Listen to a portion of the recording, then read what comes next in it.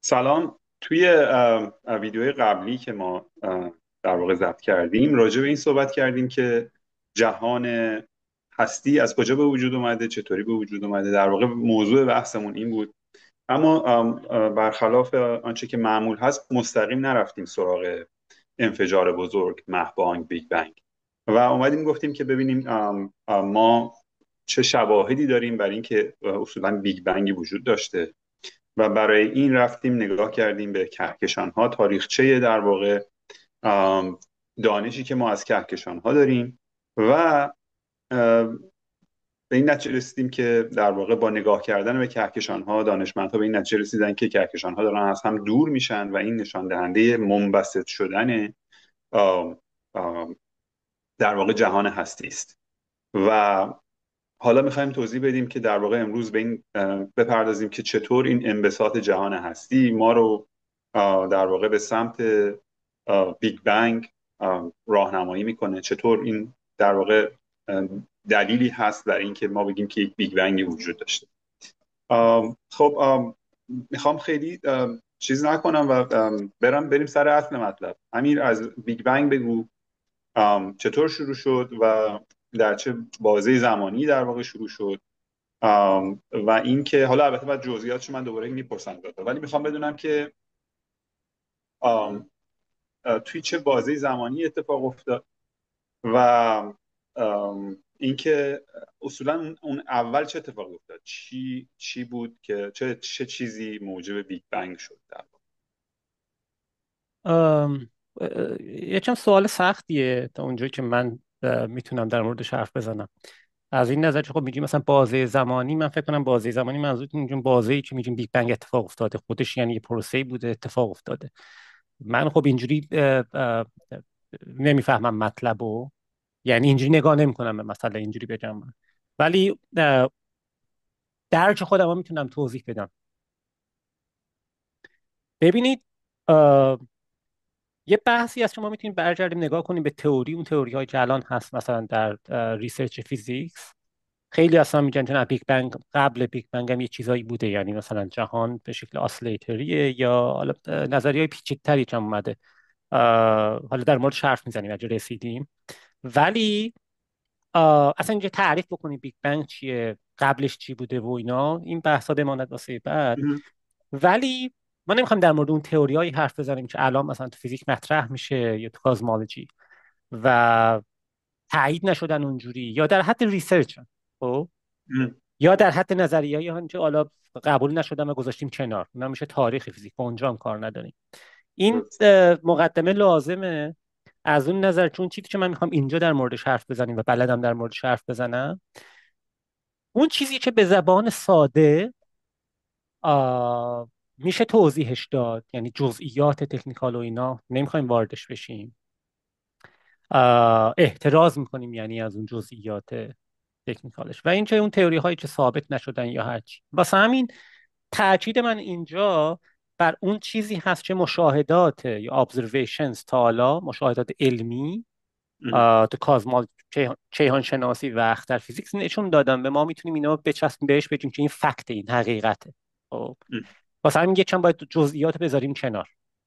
جزئیات یا خیلی تکنیکال هم، ما نمیتونیم در موردش اینجا حرف بزنیم، یا اینکه خب نظریه های مختلف چیزهای مختلف میگن، هنوز ثابت نشده اونجوری. واسه همین این بازه زمانی و اینا یکم مثلا پیچیده میکنه. فعلا من جواب نمیدم به این، اوکی. از اون بگذریم. ولی اون چیزی که من در مورد بیگ بنگ میتونیم به زبان ساده بگیم، لااقل من میتونم در موردش بگم تا جایی که من میدونم. ببینیم، ما به این نتیجه میرسیم که رسیدیم دفعه پیش که خب نور به اصطلاح کهکشان های دوردست وقتی به ما میرسه اینا رد شیفت شدن، یعنی فرکانسشون عوض شده، گفتیم این داپلر افکته. و از روی این میتونیم با سرعت دور شدن این کهکشان ها رو بسنجیم و به اصطلاح محاسبه بکنیم، و به این نتیجه میرسیم که هر چقدر این کهکشان از ما دورترن، سرعت دور شدنشون بیشتره.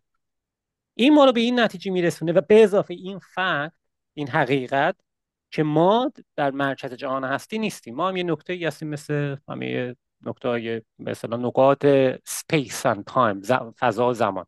خیلی چیز نیستیم، خاص نیستیم در این جهان.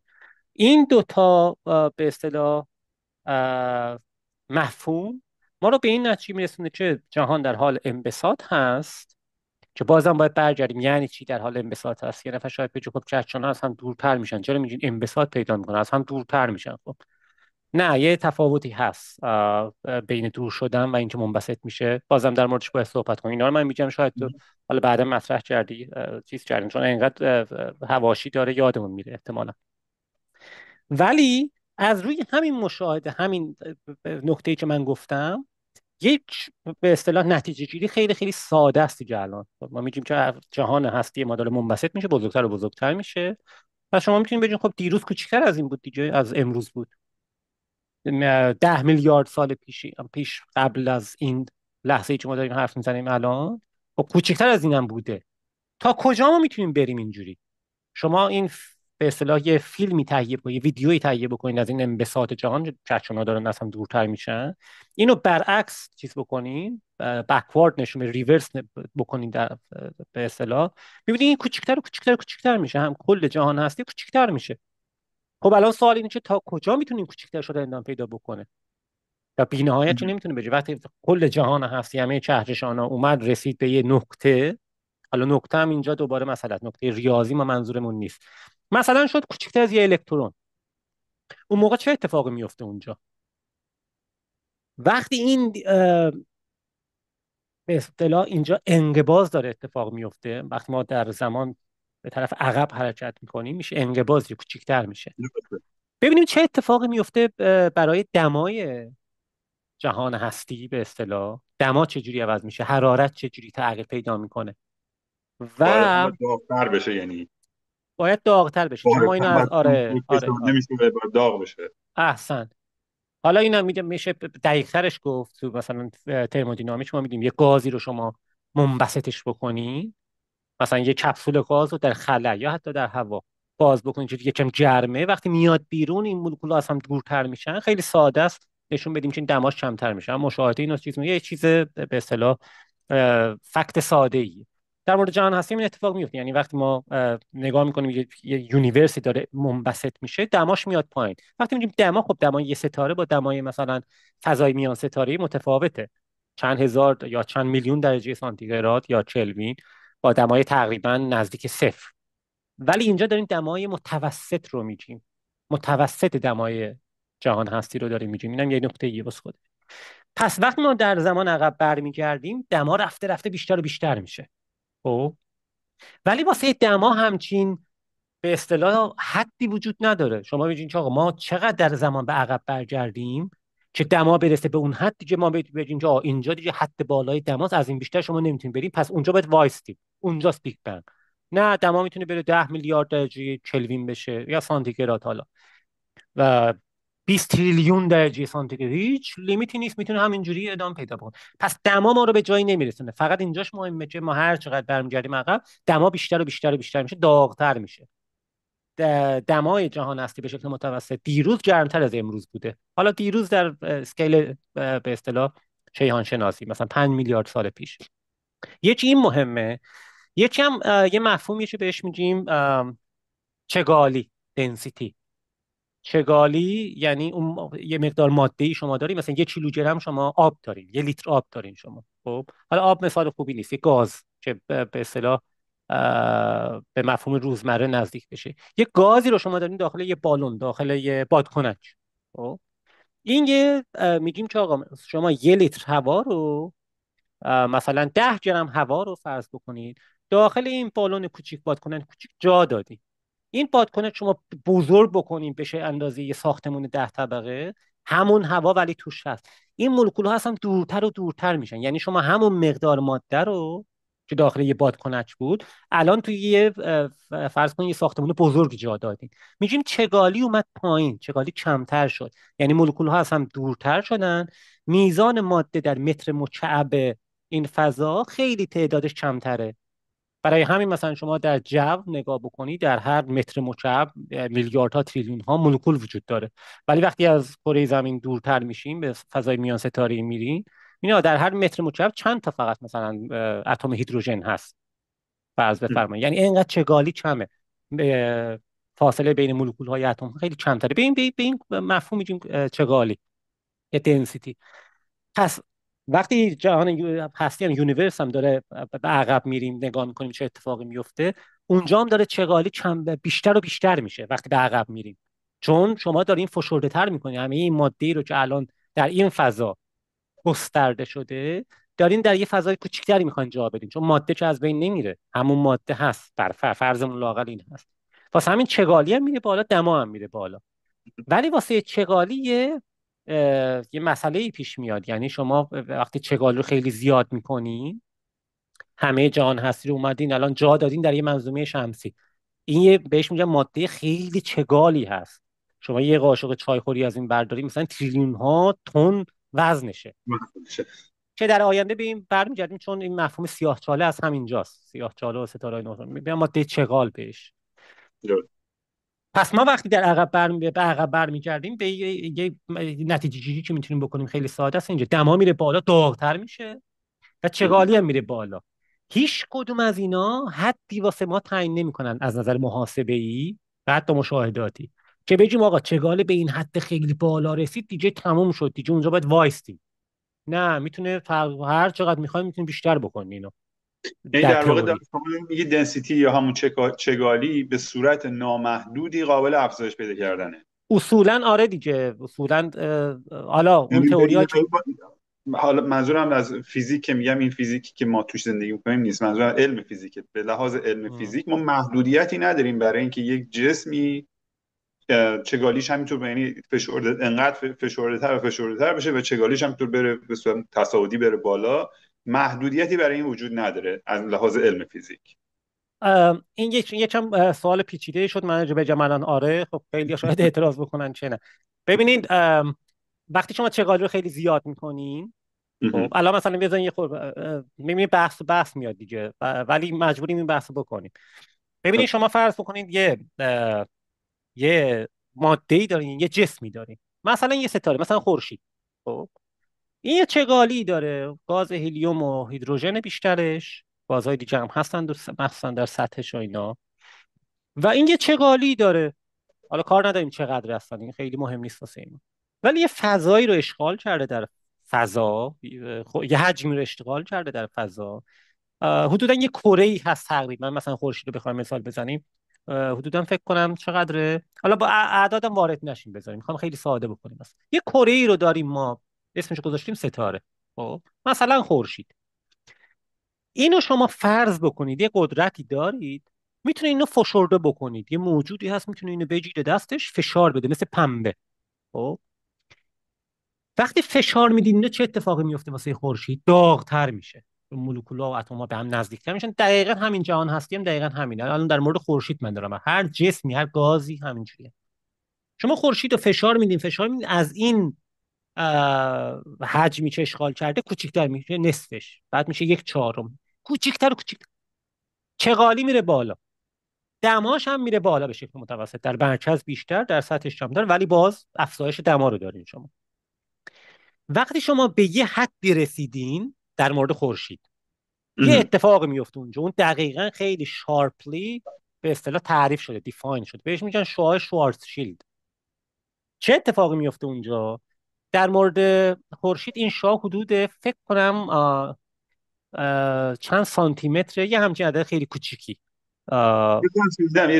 مثل 2.5 سانتی چیزی، 2 سانتی متر. یه همچین چیزی. آره دقیقاً یادم نیست، ولی خب رابطش خیلی راحته حساب کردنه.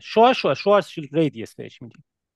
وقتی شما نزدیکتر شدیم به اون، یعنی خورشید رو الان قرار داریم داخل، مثلا شده الان یه تیله، اون چه تو تیله هم فکر کنم آشنا نیست، بچه که بازی می‌کردیم اندازه اون شده، دنسیتی خیلی بالاست، دما خیلی بالاست. الان شما اون شوارزشیلد رو رد کردین.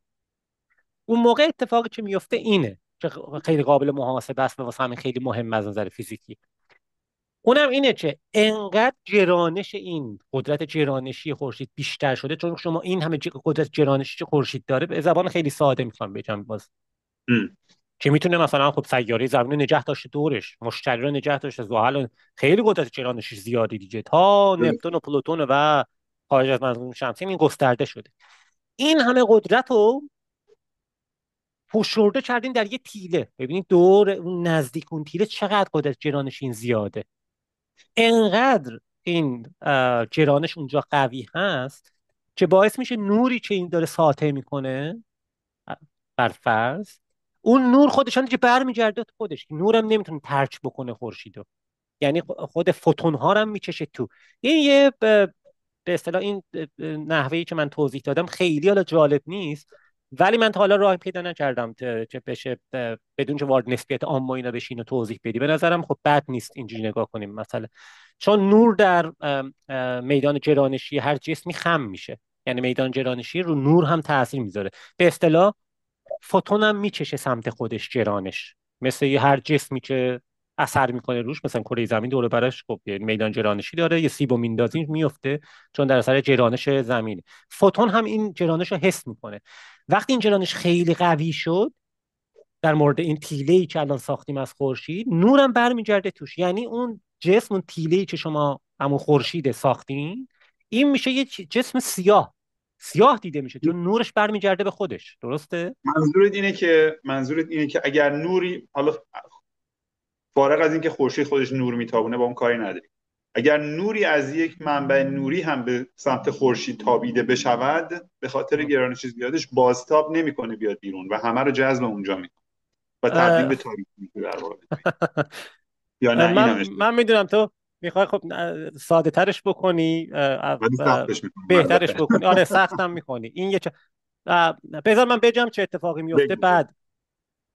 فعلا در مورد نور خورشید حرف میزنیم. نه، نور خورشید خورشید داره رو. نور ساطع میکنه، ما یه کوچیک‌ترش میکنیم، یه جسم خیلی تابان، خیلی همچین داغیه، کوچیک شده اندازه تیله. از یه شعاع، اون همون شعاع چند سانتی متری، 2.5 سانتی متری فکر کنم، شوارزشیلد رد شد، در مورد هر جسمی بستگی به جرمی که داره متفاوت.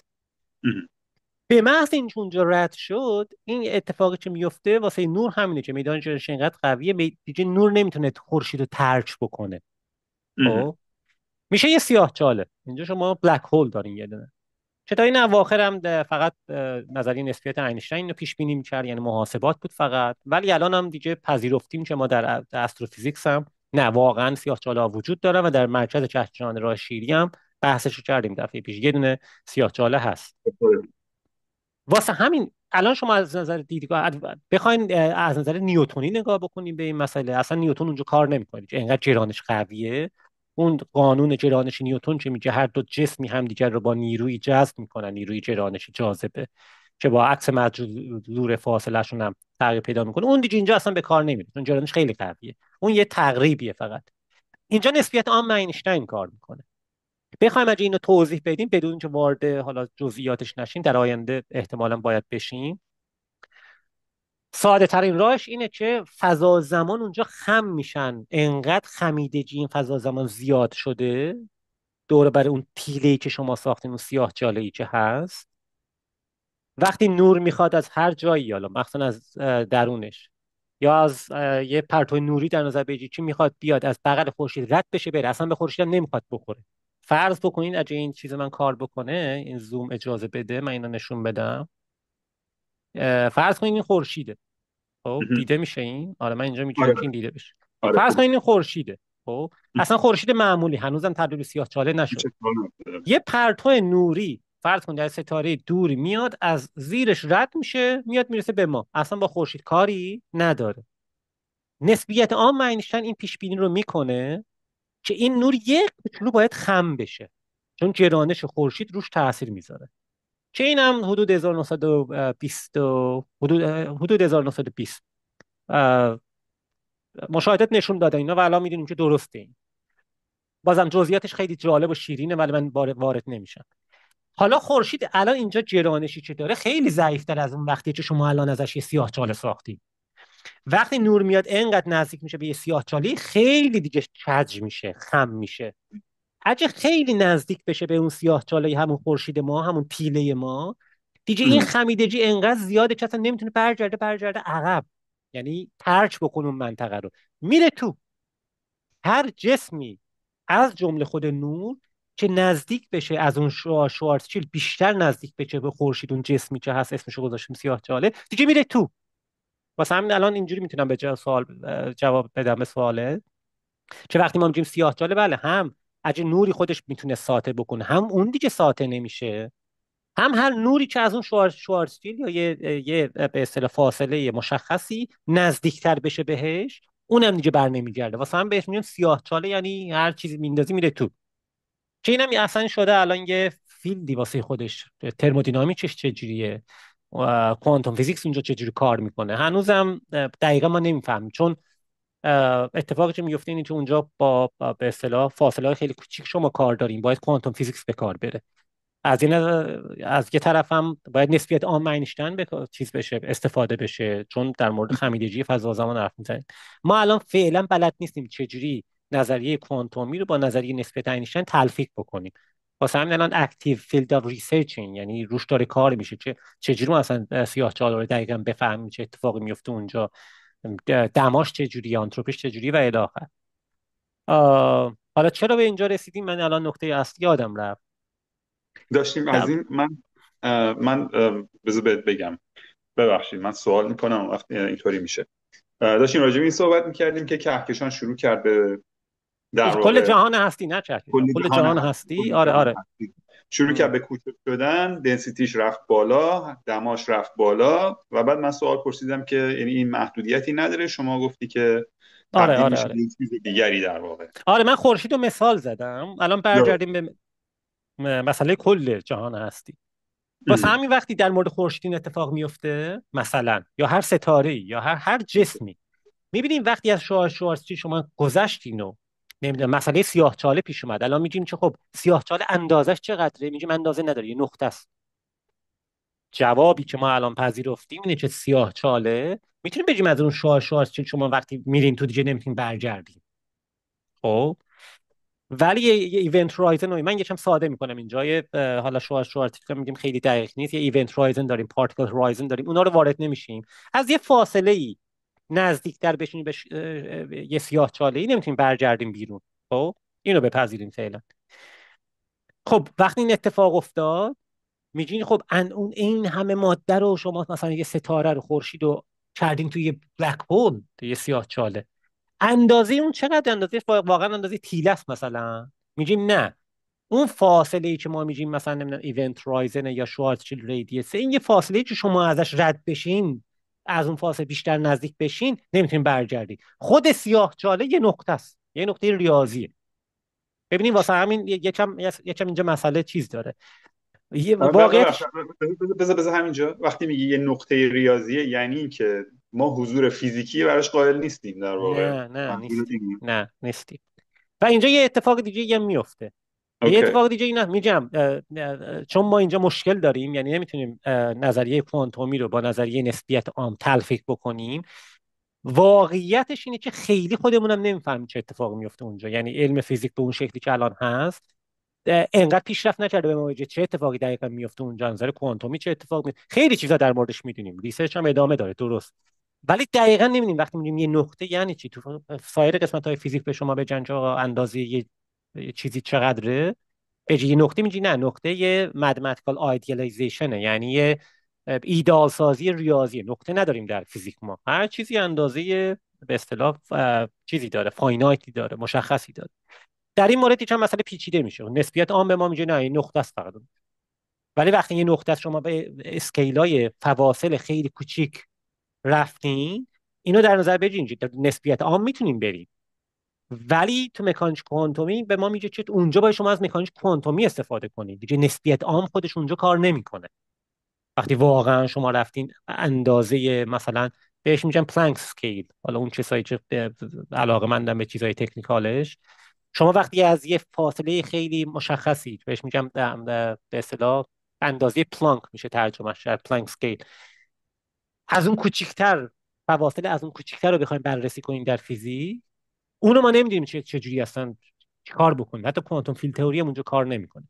واسه همین میخوام بگم وقتی به اونجا رسیدیم برگردیم به بحثمون، این ما رو ام. رسیدیم به چیز قسمت ریسرچ فیزیکس. خب ما با درست. اونجا کار نداریم. اون چیزی که من میخوام بگم اینه، شما وقتی یه جسمی رو انقدر فشرده کردین که از شعاع شوارزچیلدش گذشتین، خب اینجا این مسئله به وجود میاد که فضا زمان انقدر در هم پیچیدن، شما اصلا نمیتونید برین توش برگردین بیرون، میتونین برین توش نمیتونین برگردین بیرون. فضای دور و برش دیگه فضای تخت اقلیدوسی نیست به اصطلاح تکنیکالش، چه شما نگاه بکنید چه اتفاق میفته. در مورد یونیورس هم میخوام بگم این اتفاق میفته. فقط نکته اینه یه چند پیچیده است، ما نمیتونیم بگیم که خب الان کل یونیورس رو ما تبدیل کردیم به یه الکترون. خب نگاه بکنیم مثلا الکترون از این کوچیک‌تر نمیشه. نه، اینجا یه سوالات مطرحه. یعنی چی اندازه یه الکترون؟ گفتیم در مورد خورشید هم شما وقتی اندازه تیله میکنین ما میگیم یه نقطه ریاضی شد دیگه، این شد یه بلک هول، یه سیاه‌چاله. شوارزشیلدش رو میدونیم، بیرون رو میدونیم، فضا و زمان چجوری خم شدن، تو رو نمیدونیم چه خبره. در مورد یونیورس هم دقیقاً پس همینجوریه. وقتی کل یونیورس شما فشار میدین میکنین اندازه یه الکترون مثلا، این مسئله به شکل حادتری اونجا بروز میکنه. خب دور برای این چه اتفاق میفته؟ فضا چه جوری شده اونجا؟ واسه همین یکم پیچیده است، نمیخوایم وارد بحثش هم بشیم. نتیجه گیری که من میخوام بکنم اینه: ما میتونیم اینجور تصور بکنیم که واسه الان بحث ما کل یونیورس شما همه این کهکشان‌ها رو فشرده کردین اندازه یه الکترون شده، یه همچین چیزی.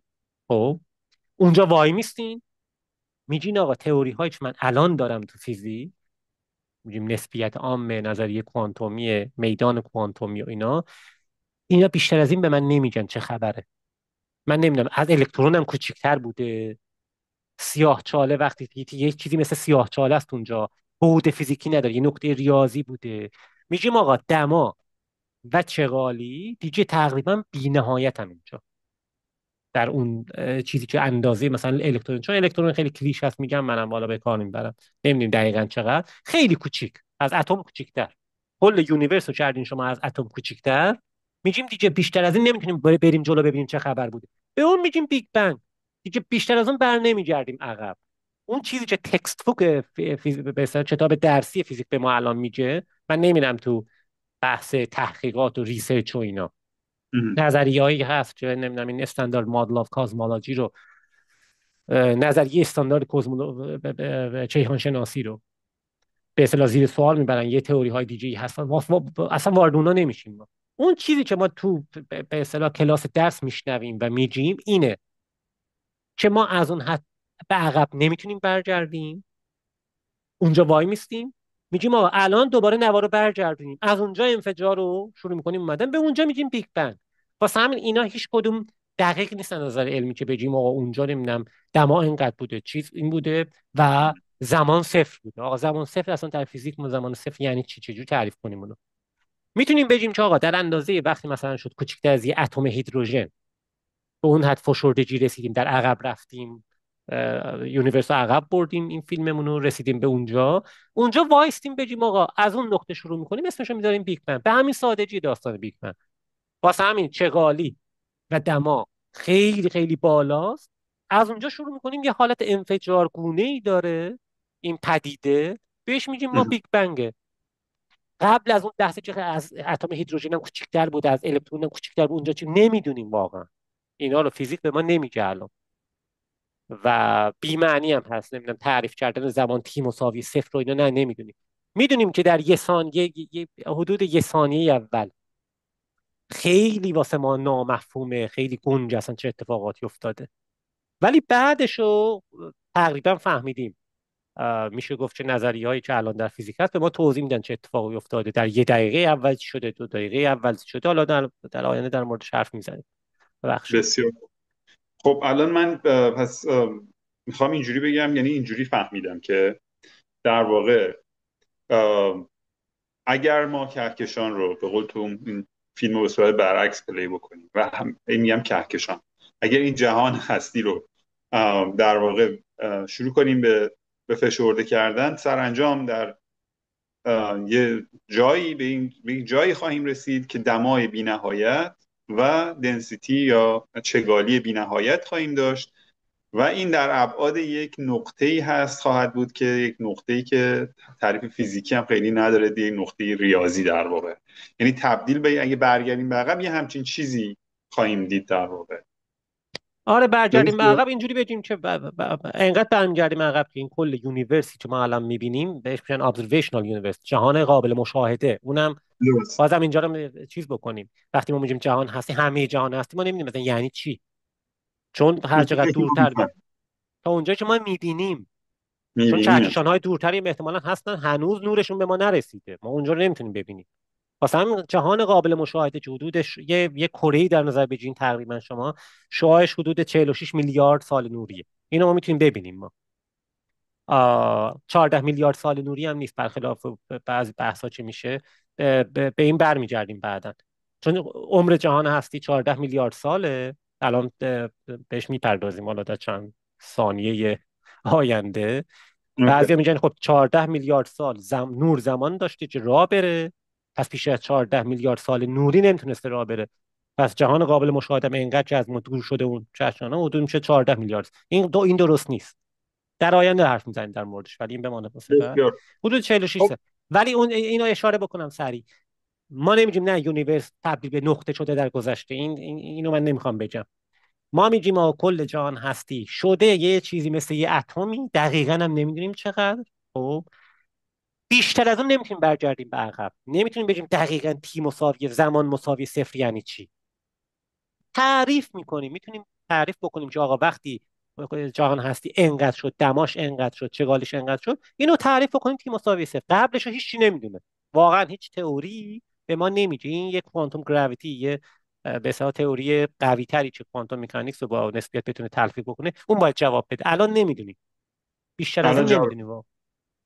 خب و بعد این بیگ بنگ اتفاق میفته، چه چیزی اینو تریگر کرده؟ چه چیزی باعث شده که به هر حال این فرض بر اینه که این نقطه، این جسم بسیار فشرده بسیار داغ، یا این نقطه، حالا جسم نمیگم که خراب نکنه، این نقطه بسیار فشرده بسیار داغ یه جایی وجود داشته، یه جایی جا هم نمیتونیم بگیم چون مکان برامون فضا نبوده که بخوایم جا بگیم براش. این نقطه وجود داشته و بعد یه روزی این منفجر شده و این شروع کرده به انبساط پیدا کردن. و تو هم میگی ما خیلی هم البته راجبش خیلی اطلاعی نداریم، راجب اون لحظه به خصوص، یا اینکه چه چیزی قبل از اون، اصلا قبل از اونی وجود داشته یا نه، یا چه چیزی باعث شده که این انقدر دنس بشه. ما اینا رو نمیدونیم، جوابی براش نداریم. ولی آیا یه احتمالی داریم که چی شد که این یهو شروع کرد به منفجر شدن؟ چون فهم من این بود که موقعی که داشتی چیزو میگفت، سیاهچاله رو که میگفتی، اینطور بودش که سیاهچاله همه چیزی رو به سمت خودش جذب میکنه، یعنی در واقع جاذب همه چیز است و اونم یه نقطه است در واقع، مثل همون چیزی که بیگ بنگ میتونسته، همون جایی که همون نقطه‌ای که بیگ بنگ هست. چه چیزی باعث میشه که حالا اگه راجع بیگ بنگ حرف نزنیم، چه چیزی باعث میشه که یه سیاهچاله یهو منفجر بشه و شروع کنه به حرکتی خلاف آنچه که تا حالا میکرده انجام بده؟ آیدیایی داریم در این موضوع یا نداریم؟ خب اه، اینجوری بذاریم بگم. اولا سیاهچاله منفجر نمیشه تا اونجایی که ما میدونیم. سیاهچاله به اون شکل، به شکل انفجاریه، از بین نمیره. تنها نظریه‌ای که هست که به اصطلاح مبنی بر اینکه یه سیاهچاله میتونه در طول زمان خیلی خیلی طولانی، خیلی طولانی تر از عمر کل یونیورس از بین بره به تدریج، اینه که این میتونه به اصطلاح تابش بکنه. هر سیاهچاله‌ای داره یه سری ذرات از خودش تابش میکنه، گسیل میکنه. این هم یه نظریه است، نظریه همون استیون هاوکینگ، بهش میگن هاوکینگ ریدییشن. ولی این انقدر کمه در مقایسه با اون جرمی که یه سیاهچاله رو تشکیل داده، حتی واسه سیاهچاله های کوچیک‌تر با جرم کمتر. این میلیاردها و تریلیون ها سال طول میکشه اتفاق بیفته. اینو میذاریم کنار، این نظریه رو. فقط من اینا رو اشاره میکنم اون کسایی که علاقه‌مندن میخوام بیشتر بدونم، مثلا نجن اینجا بحث ناقص مون، یا بتونن برن نگاه کنن واسه اطلاعات بیشتر. سیاهچاله تو اون چیزی که میدونیم ما از بین نمیره. وقتی یه ستاره‌ای منفجر شد و حالات یه پروسه‌ای، بازم در آینده در مورد این حرف میزنیم، وقتی در مورد تولد ستاره ها حرف میزنیم بعد از داستان بیگ بنگ. این سیاهچاله اینجوری میمونه و همه چی هم دور برش اگه بیاد به کامش میچشه تو، به اصطلاح میخوره اینا رو و همینجوری هست. خب اون چیزی که ما الان میفهمیم، میگم جزئیات ریسرچ و اینا رو بذاریم کنار. از این نظر مقایسه کردن به اصطلاح نقطه بیگ بنگ با سیاهچاله یکم چیز نیست، دقیق نیست.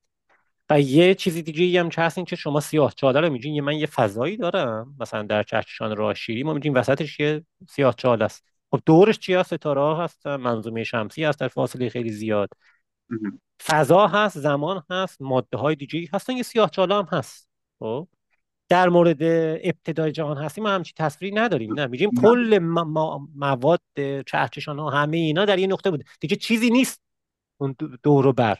در مورد چی دارین حرف میزنین که حالا چیز بشه؟ این یه مسئله است. یکم در مورد این حالا مسئله فلسفی هم هست، فکر کنیم بهش. بازم سعی ما اینه که وارد جزئیات ریاضی و اینا هم نشیم. مهم. یه مسئله دیگه این هست که خب یه نفر شاید بتونه یه سیاه‌چاله‌ای هست دورش هیچ ماده‌ای هم نیست ولی خب فضا هست. اینجا هم یکم مسئله هست. اینجا فکر کنم بحث اصلی ما باید پیرامون این باشه اصلا. در مورد جهان هستی ما این چه بحث رو نمی کنیم که در تئوری بیگ بنگ نمیگیم یه شما الان ماده چگالی دارین، همه به اصطلاح کهکشان‌ها رو جمع کردین یه جایی، همون داستان بیگ بنگ، و دورش هم هیچی نمونده دیگه، ولی دورش این اطراف یه فضایی هست. اینو نه ما اینجوری نمیفهمیم بیگ بنگو، اینجوری نیست داستانش. اون چیزی که میگم فیزیک به ما میگه، اون چیزی که ما الان میفهمیم، داستان اینه که آه دور و بر این حالا نقطه این جسمی که شما میگین فضایی هم وجود نداره. فضا هم با همراه با همین مواد و این کهکشان ها و این سیارات فشرده شده داخل همین ماده چگالی که شما دارین. واسه همین اینجا خیلی بی‌معنی، خیلی یه وضعیت عجیب غریبی از نظر اون تجربه‌ای که ما روزمره داریم و حتی تجربه‌ای که با به اصطلاح تحقیقات فیزیک داریم. مثلا میگیم که یه آزمایشگاهی هست، یه به اصطلاح باکسی هست توش یه آزمایش می‌کنی، دوره برمون فضا هست، ماده است، اونجا که شما کارتون رو می‌کنی. اینجا متفاوته، میگی نه با بیرونی اصلا در کار نیست.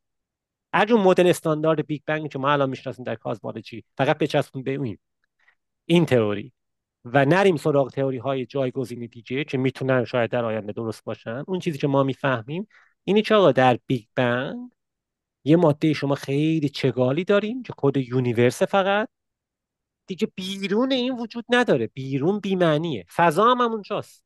این که داره بزرگتر و بزرگتر میشه، الان در زمان میایم به اصطلاح به جلو، فضا هم باش داره به اصطلاح منبسط میشه، فضا هم داره به وجود میاد. اینجوری میتونیم بگیم.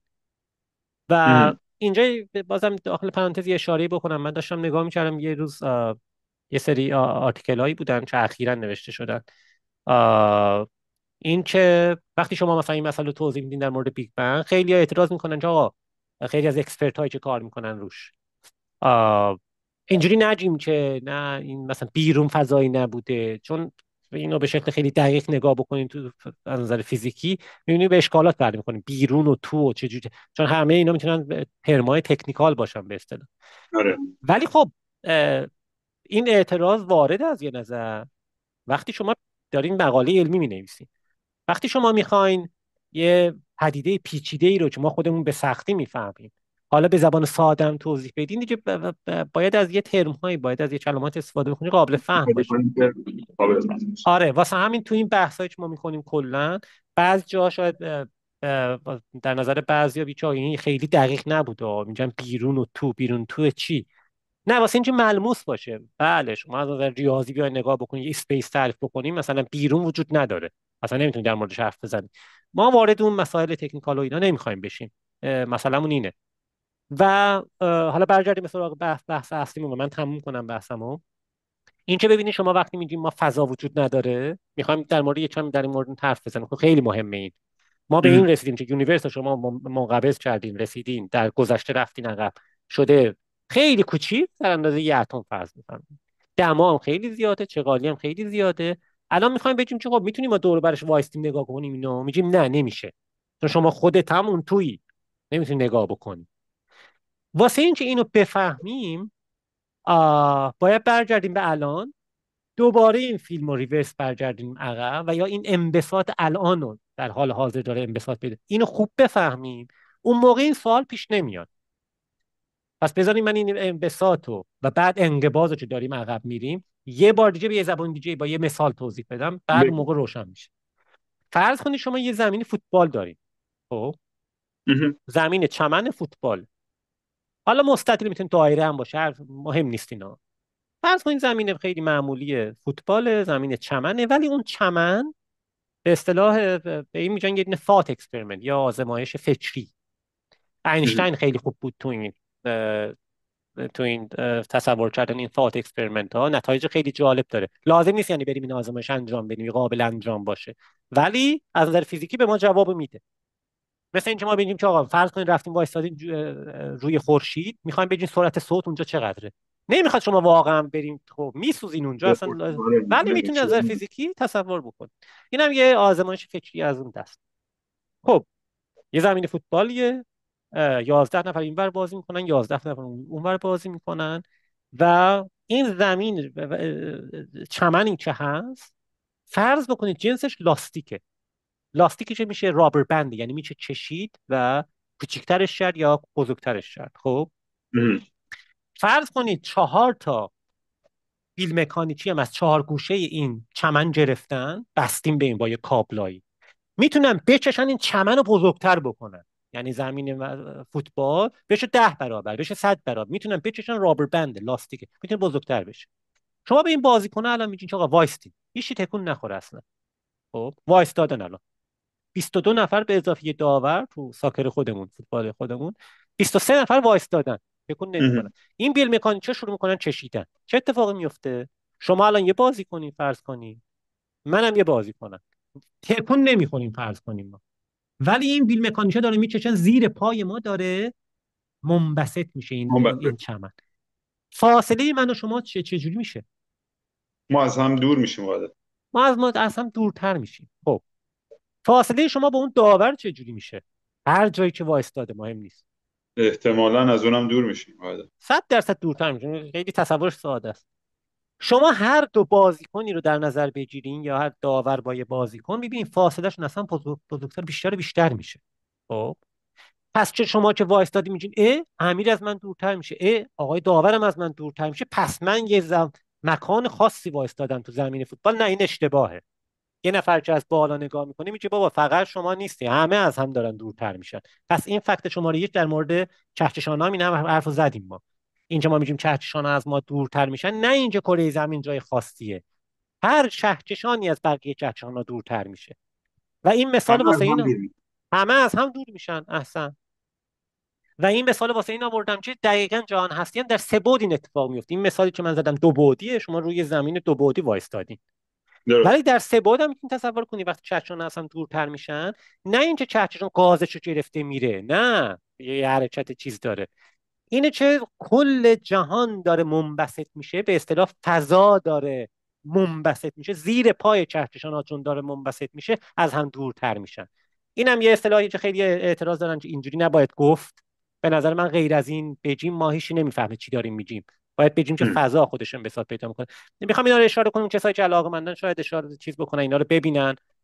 فکر کنم در ویکی‌پدیا هم هست expansion of the universe، که این آقا به اصطلاح دقیق نیست اینجور گفتن. شما به من یه راهی نشون بدین که ما معادلات نسبیت عام و کازمولوژی رو بنویسیم به زبان ساده، اینا رو توضیح بدیم. غیر از این زبان چجوری میشه توضیح داد؟ با مثال و به اصطلاح ایدئال درست. سازیه. پس وقتی شما این چمن رو داریم میچشیم و این بازیکن از هم دارن دورتر میشن، ما نمیگیم بازیکن دارن میدونن از هم دورتر میشن، نه، زیر پاشونه، این فضاست که داره منبسط میشه. این با هم فرق داره. این دوتا وضعیت یکی اینه. الان فرض کنید که این خیلی به اصطلاح زمین فوتبال رو شما چشیدین شده اندازه یه شهر. خب الان نگاه میکنیم میگیم آقا مثلا وحید واسطه 3 کیلومتری من داره بازم از من دورتر میشه، داره ادامه داره. میگیم وایسین ببینید چه اتفاقی میفته، ببینیم در گذشته چی بوده. فیلمو برگردونیم، یه نفر داره فیلم مهم. برداری میکنه.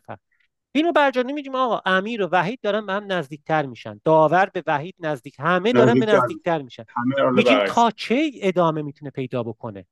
میگیم تا آقا وقتی سرعت. برگرده تا وقتی ها برگرده به اندازه اولیه زمین نه فوتبال. وضعیت اولیه رو نمیدونیم. تو این مثال من یه ساده سازی کردم، گفتم یه زمین فوتبالیه، اوکی، ولی در مورد فهمیدم. یونیورس که نمیدونیم. یه مسئله کلی‌تر نمیدونیم اول از کجا شروع کردن.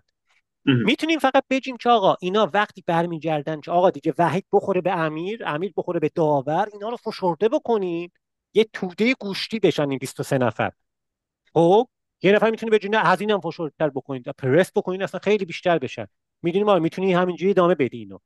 میگیم آقا وقتی دیگه این آدما به هم چسبیدن نمیتونن نفر اونجا نجات داریم، به اون بشیم بیگ بنگ. قبل از اون ما نمیدونیم چه جوری بوده، این آدم اصلا زنده نمیمونن، از کجا اومدن این بازیکن‌ها. وقتی اینا به درست. هم خوردن کی بوده اون؟ ببین مسئله فیزیکی چه فیزیک با معنی میشه اینه، کی بوده که وحید و امیر میان میخورن به هم؟ دو این مثاله مثلا اون قابل محاسبه است. اونو در مورد کهکشان ها میتونیم محاسبه بکنیم، در مورد این مثالمون محاسبه چه جوری محاسبه میکنیم؟ میگیم آقا امیر و وحید الان که داره منبسط میشه این زمین فوتبال، با چه سرعتی از هم دارن دورتر میشن؟ میگه با این سرعت. میگه چقدر طول میکشه؟ خب این فاصله که الان دارم بیاد برسه تقریبا به صفر. یه مثال در حد فیزیک دبیرستان آره. هست، اینو میتونیم چیز بکنیم. یه چند پیچیده تره این در عمل، چون اون بیل مکانیکی ها که دارن میکشن اینو میتونن با سرعت ثابت نکشن، وسطش وایستادن، راننده ها رفتن نهار بخورن وایستاده کلا. بعد یک اومده خیلی گازشو گرفته، بعد یکم گازوئیدش تموم شده آرومتر شده، در واقع میتونه این ریتش تغییر پیدا بکنه. خب اون ریت هم باید شما محاسبه بکنید. حالا چه جوری در موردش حرف میزنیم در آینده. این کهکشان ها هم که دارن از ما دورتر میشن، کل یونیورس با سرعت ثابت دورتر نمیشن، در گذشته هم عوض شده این ریت. خب اینا رو باید در نظر بگیریم. ولی وقتی اینا رو در نظر میگیریم میرسیم به یه عددی، اون عدد میشه حدوداً 14 میلیارد سال. 14 میلیارد سال قبل همه این کهکشان ها و ستاره ها و منظومه شمسی و بقیه کهکشان ها، همه اینا داخل یه حجم بودن کمتر از یه اتم هیدروژن. به اون ما میگیم بیگ بنگ. میگیم ما قبل اونو دیگه نمیدونیم، از ما نپرسیم، فعلا نمیدونیم چه جوریه واقعا. حقیقت اینه، به اون میگیم بسیار. بیگ بنگ. واسه همین اینجا دیگه نگه داریم، نگیم نمیدونم زمان صفر بوده و نمیدونم قبل اون چی بوده و اینا. یه سوالی ازت میخوام بکنم، اونم اینه که خب الان ما میگیم که هر آنچه که امروز وجود دارد ام. قبلا در یک نقطه متمرکز بوده است و بعد از یه جایی اکسپنشن به وجود آمده و این در قالب یک کره، یک فرم کروی در تمام جهات شروع کرده بزرگ شدن، به ام. همه جهات رفته. اگه اینو بخوام منم ساده کنم سوالم، فرض میکنیم که یک توپ کوچکی داریم مثل توپ فوتبال یا الله هر چی، توپی داریم و داریم به این باد میکنیم، در واقع از یک نقطه ای شروع کنیم رو باد کردن و این همجوری بزرگ میشه و حالا خیلی هم جا داره بزرگ شه، اندازه به قول از یه شهر میتونه بزرگ شه. ما از من نمیدونم چرا این سوال دارم میپرسم، یهو به ذهن اومد، تو داشتی اینا رو میگفتی، من این وسط چه اتفاقی افتاده. چیزی که من درک میکنم این که این یک حجم فشرده‌ای بوده و الان اینجوری هی بار بزرگ و بزرگتر میشه و هر آنچه که اتفاق میفته در پوسته اتفاق میفته. یعنی از اون مرکز اگه هر چقدر ما دور بشیم دیگه فقط حالا هوا هست، یعنی اون وسط دیگه ما چیزی نداریم، ما متریالی اون وسط نداریم، این همینجوری فقط گسترش پیدا کرده و اینا هی از هم دور شدن.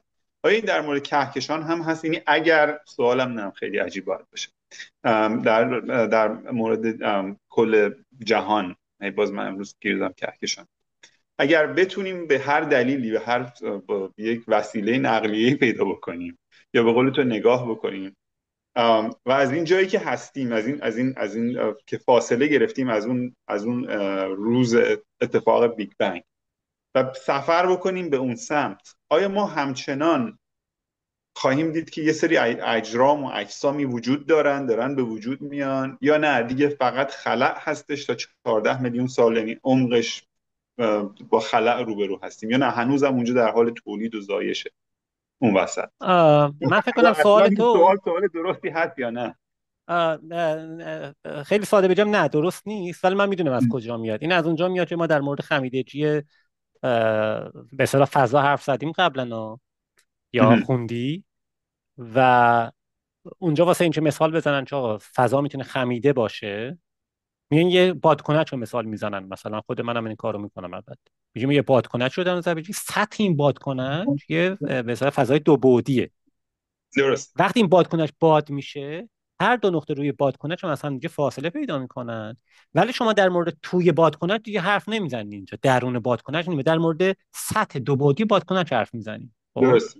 در مورد جهان هستی هم در سه بعد این اتفاق میفته، به جای دو بعد در سه بعد این اجسام یا کهکشان ها دارن اصلا دورتر میشن. این مثال بادکنک احتمالاً از اونجا اومده در ذهنت، نمیدونم، من حدس میزنم، ولی لازم به اون مثال نیست. اون مثال هم یکم منحرف کننده است، درستم نیست. واسه همین من خودم اجتناب میکنم و کردم اینو مثال. واسه همین به اصطلاح مثال میدان فوتبال رو زدم من. خب ام. اصلا بادکنک و توپ رو ول کنیم، ما با توپ و اینا کار نداریم. شما مثال فضای ما، فضای به اصطلاح جهان هستی سه بعدیه، من یه فضای دو بعدی مثال زدم براتون. درست. خب که بازیکن‌ها وایستادن. اینجا دو تا مطلب هست، یه سوالی هم پرسیدی، من همون رو جواب بدم، همین به اصطلاح بحث رو تصحیح بکنم، هم به سوال درست‌تر جواب بدم. سعی می‌کنم یادم بمونه این کارو بکنم. اولا اینکه این بحث درست نیست که ما بگیم از کجا شروع شده بیگ بنگ، اینو اشاره کردی که کجا بوده اون نقطه و اینا، این چه جوریه. برگردیم به همین مثال دوباره. همه سوال، خیلی از سوالاتی که در مورد بیگ بنگ هست، از این مثالی که من در مورد فوتبال، زمین فوتبال زدم، میشه که رفت جلو. میگین که آقا الان بازیکن‌ها از هم خیلی دورتر شدن، شما این میدان فوتبال رو چشیدین، فاصله مثلا شما با داور شده 10 کیلومتر، داره همونجوری هم ادامه پیدا میکنه. خب میای میگین که این انبساط در کدام نقطه از این میدان اتفاق افتاده؟ میگین یعنی چی؟ همه جا، همه جای میدان فوتبال داره اصلا چشیده میشه. پس این انبساط از یه نقطه خاصی شونه؟ بی معنی این سوال. یکم فکر کنین در موردش، میبینین آقا هر چهار گوشه این زمین فوتبال، هر دو نقطه روی این زمین فوتبال از هم دارن دورتر میشن. این انبساط از همه جا شروع شده، همه دارن منبسط از هم فاصله پیدا میکنن، همه این نقاط، همه این فضا داره منبسط میشه. پس این بی معنی بگیم این بیگ بنگ از کجا شروع شده. وقتی شما میتونین اینو بگید به غلط، که تصور کنید بیگ بنگ یه انفجاری بوده در یه فضای معمولی اتفاق افتاده، نه همچین چیزی نیست. واسه همین ما میگیم که نباید این دوتا رو با هم مخلوط بکنیم. این که فضا داره منبسط میشه فرق داره به این که کهکشان ها دارن همون مهبانگ میگن یا انفجار بزرگ میگن، با اون فرق داره. پس این زمین فوتبال رو از یاد نبریم، این مثال خوبیه به نظر من. ام. پس بیگ بنگ هم جای خاصی اتفاق نیفتاده. خب و یه مثال دو بعدی ساده هست، در سه بعد هم دقیقا همین اتفاقات میفته. خب وقتی هم برمیگردین شما به عقب، میتونیم برید بگین که آقا من وقتی بازیکن اومدن چسبیدن به هم دیگه، فاصله شون شد اینقدر مثلا 1 سانتی متر، اونجا من وای میستم، قبل اونو من نمیدونم چه اتفاقی افتاده، چون تئوری هایی که من در دستم هست به من چیزی نمیگن. واسه همین اون مثال رو میذاریم عقب، کنار به اصطلاح. همین زمین فوتبال دو بعدی رو در نظر میگیریم، زمانش هم میتونیم محاسبه بکنیم با اون سرعتی که الان داره میره، بازی یه سری مشاهدات میتونیم بگیم که آقا این زمین فوتبال در گذشته چقدر گذشته، 14 میلیارد سال پیش اینا انقدر به هم نزدیک بودن، اونو ما تعریف کنیم زمان صفر. احتمالاً از اون عقب‌تر هم میشه رفت، بوده، ما نمیدونیم چه اتفاقی افتاده. این یه مسئله است. و ام. این که نکته دومی که اینجا خیلی مهمه، همین تاکید بر این که فضا داره منبسط میشه، نه اینکه کهکشان‌ها از هم دورتر میشن. واسه این هم تصور بکنیم که سوال شما یعنی پرسیدی که خب اینا چرا اصلا دورتر میشن، اصلا چی اینا رو با دورتر کرده، چون من بخوام به اصطلاح دوباره گویی بکنم یه همچین سوالی. ببینین واسه این چیزو ما بفهمیم که گفتی چی تریگرش کرده، چه این انفجار رو به وجود آورده. ببین آره. دوباره داریم در مورد انفجار بزرگ حرف میزنیم، یعنی اون این واژه انفجار بزرگ که گذاشتن یا گفته میشه خیلی منحرف کننده است. دقیقا یه علتش هم همینه. این باعث ما بگیم چی منفجر شده. خب الان من میدونم حالا یه نکته هم هست دوست نداری در مورد این به اصطلاح کلمه رو به کار ببریم، ولی خب این کلمه تکنیکالش هم از خیلی ها میگن چه مهبانگ نمیدونم بانگ بزرگ اتفاق افتاده. این درست نیست آقا، انبساط بوده، انبساط ام. اتفاق افتاده و در یه نقطه هم شروع نشده. نکته دیگه ای هم اینه، در یه نقطه شروع نشده، در یه نقطه از زمان که ما میگیم الان همه چیز اوکی بوده، یهویی شروع شده به منبسط شدن. نه این اینجوری نبوده. واسه اینکه بهتر شاید بفهمیم اینو و وارد بشیم به یه کانتکست که در موردش در آینده هم بیشتر حرف میزنیم، یعنی کانتکست مناسب تر هست. ببینید فرض کنید که سیب دست شما هست. خب درست. این سیب رو به هر چقدر زور داریم میندازیم بالا، چه اتفاقی میفته؟ سیب میره بالا، رفته رفته سرعتش کم میشه در یه نقطه وای میسته، برمیگرده به سمت شما یا هر جسم درست. دیگه ای. درسته؟ الان یه نفر نشسته، یه کلاغی نشسته روی شاخه درخت، اون لحظه شما انداختین و خود شما رو نمیبینه، میبینه یه سیبی داره میره بالا.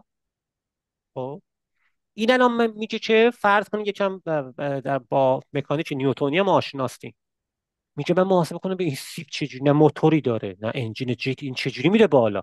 این به نظر میاد با قوانین نیوتن به اصطلاح در تناقضه.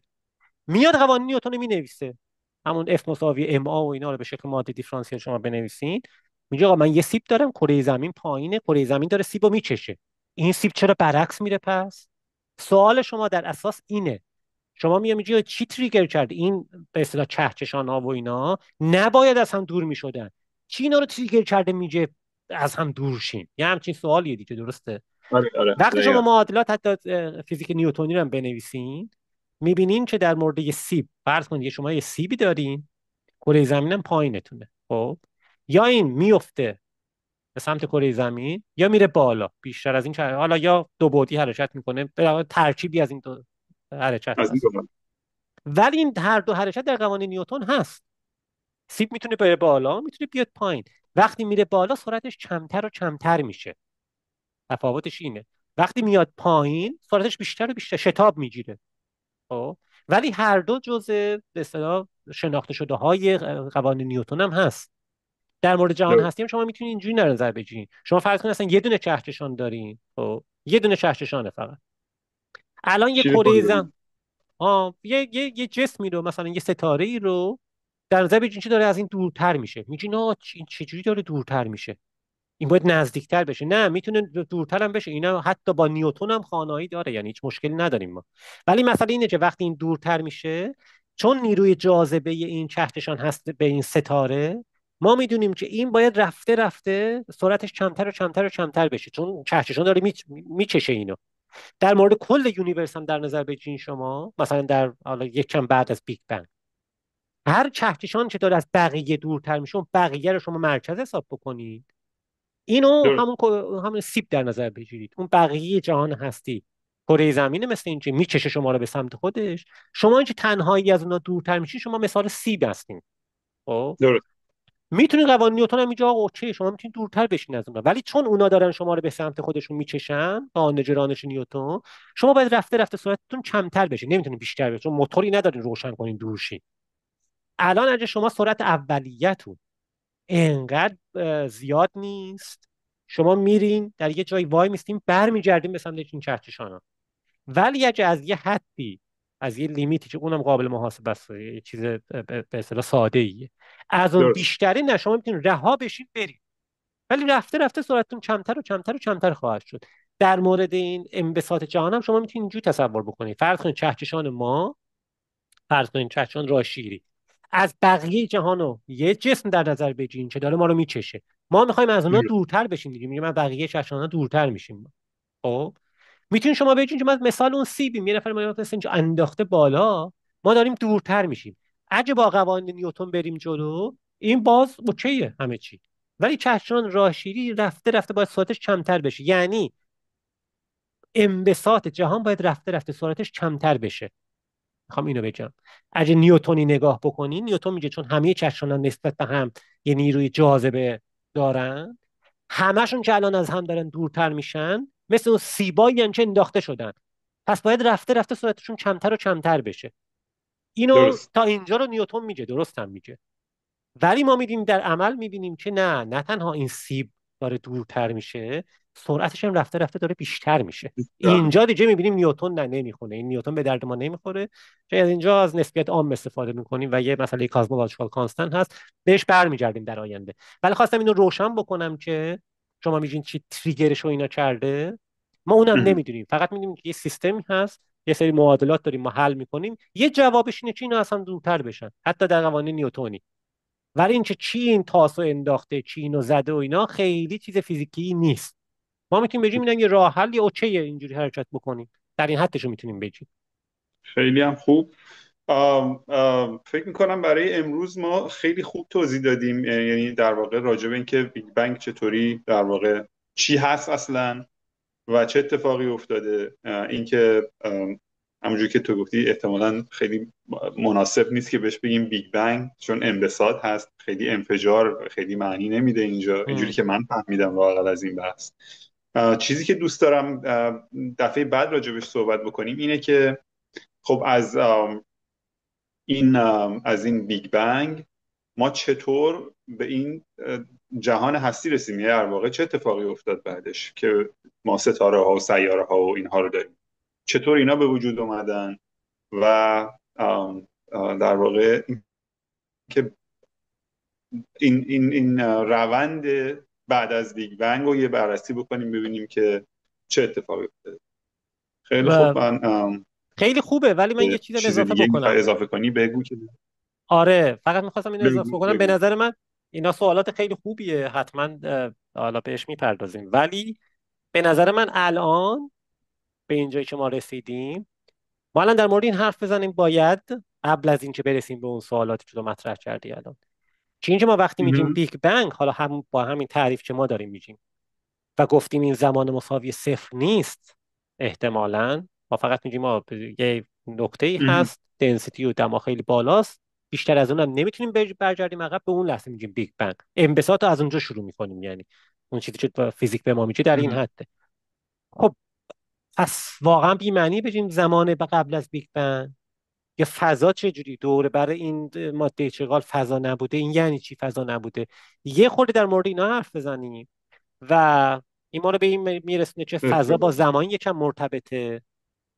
اینم دو. بعد از اونجا میبینیم که فضا و زمان هم به ماده و انرژی مربوطن. یک کوچولو باید اینا رو بفهمیم.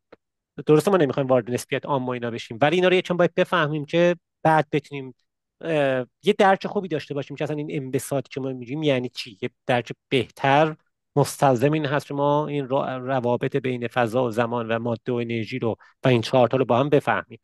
بعد میتونیم برگردیم به سوال وقتی فهمیدیم که این انبساط چجوری بوده، یعنی شروعش به اصطلاح از اون نقطه‌ای که ما شروع تعریف میکنیم، بعد برگردیم بله دما کمتر میشه الان، دما کمتر میشه چجوری ماده به وجود میاد، چجوری فوتون‌ها به وجود اومدن. به نظر من حالا یه بحث دیگه هم اینجا داریم قبل از اینکه به اون سوالا بپردازیم، ولی حتما اونا رو هم اه، بهشون میرسیم. بسیار خوب. حتما این کارم میکنیم. خیلی عالی و خسته نباشی. شما هم همچنین، فعلا. قربان شما، مرسی، خداحافظ.